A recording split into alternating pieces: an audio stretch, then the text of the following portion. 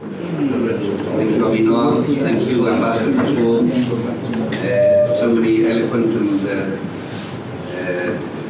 Iraqi people here. I think I'll just mention Ambassador Eizenstat, Ambassador Ross, and dear friends, all of you.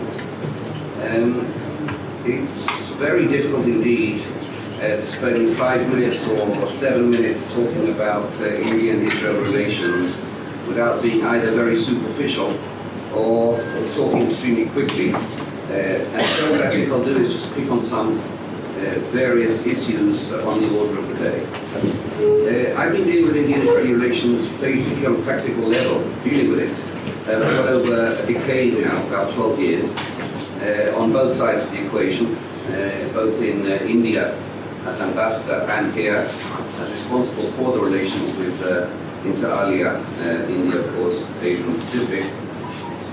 And I think I wouldn't be remiss if I said two things. Number one, the relations between India and Israel have never been as good as they are today. I think that's a truism.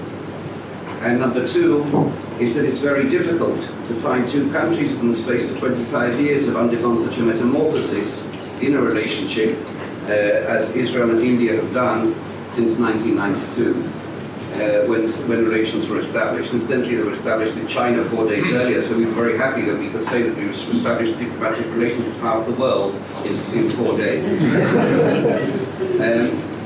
The fact of the matter is that I agree entirely with Ambassador Kapoor, and here I might have some difficulty with some of the issues in the book, and I've read the book actually. I think it would be wrong to say that the relations with India started under Modi. They did not.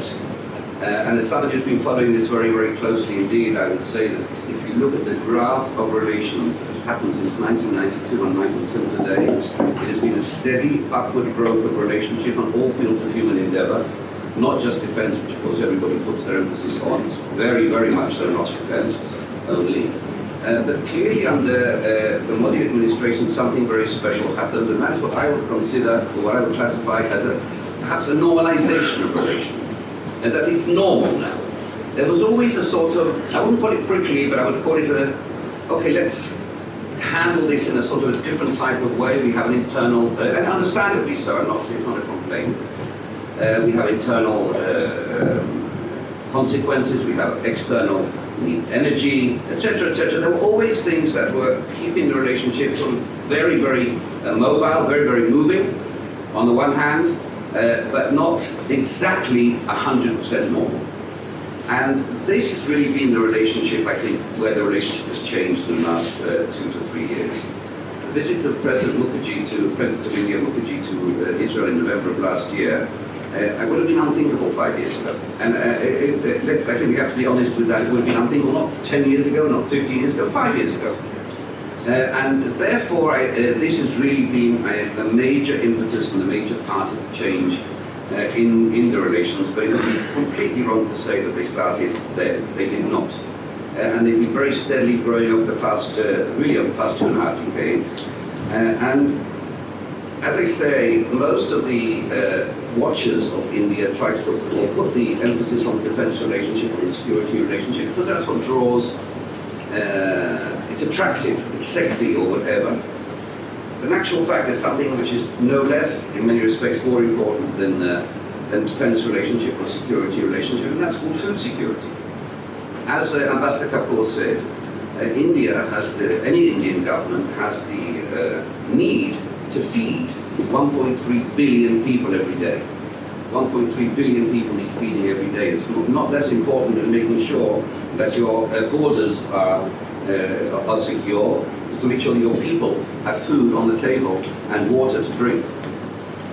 And those are the areas, I think, that Israel and India really find compatibility in every way. The visit of Prime Minister Modi next week, we don't like to use the words, first of all I'm British born, and second of all I work in the foreign ministry, so I don't like to use words like historic, which is bombastic or whatever.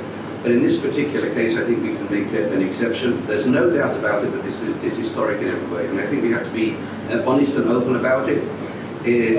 Not only Modi himself, who's been here actually before, in 2006, but in a different capacity. but also because this really is the first visit to Israel of an Indian Prime Minister. We've had an Israeli Prime Minister visiting India in 2003. Sharon was in India. But this is the first Indian visit to Israel. All taboos, are completely off the table now. And it's 100% normal. This is undoubtedly a historic visit. The visit will will emphasize especially the relationship in the field of agriculture and water. These are fields in which we can work together closely. And in my knowledge of the Indian-Israeli relationship, one of the things which I think has propelled us most forward, literally most forward, has been it is not it is a cooperation in every way. It is not a teaching process. One doesn't have to work we do not work with India, that we have the knowledge, you have the need, and so we impart the knowledge to your need. It is all eye to eye, same level. Indian engineers, Indian experts are at least as skilled and qualified as the Israeli ones. And therefore what we find is that when we send out the technological experts there in every field, they don't have to impart knowledge. They can work on new technologies and new relationships which are fitting for the Indian market, not necessarily so much for here, and do it together with their Indian counterparts. And certainly we found that this is a collaborative arrangement, not a teaching or a international cooperation program in the sense that AID or whatever to other parts of the world. This is what I think has caused this huge relationship in agriculture, which is blossoming today like never before. I think Israel is the only country in the world which has, with India, an agricultural collaboration program of the nature we do. We already have today 18 centers of excellence throughout India, which is Indian and Israeli finance. Israeli experts, Indian experts working to develop agriculture throughout the country in different areas, mango, horticulture, floriculture, aquaculture, etc. And we hope to reach 27 by 2000 and I think within 2 or 3 years, I can't remember the date.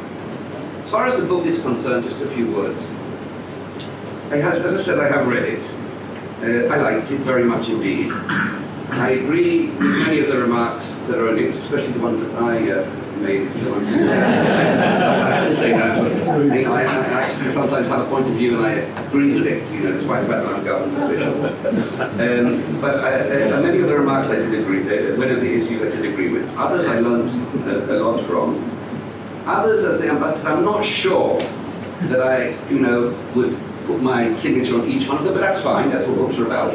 Not everyone has to agree with everything that's what's in there.